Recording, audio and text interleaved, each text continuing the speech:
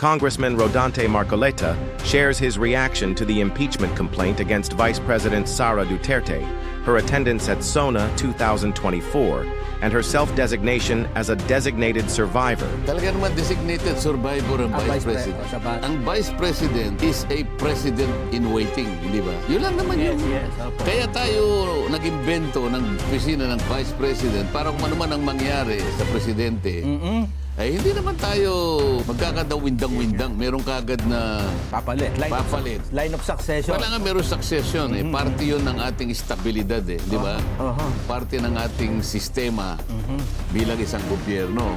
Talagang designated, so basahin mo yung saligang batas. Kapag may nangyari sa Pangulo sa anumang kaparaan, may namatay halimbawa, o kaya nagkasakit, hindi na niya kayang isakatuparan ng kanyang pananagutan, Opo. o kaya nag-resign, ano? Kapag may kapalit ka agad.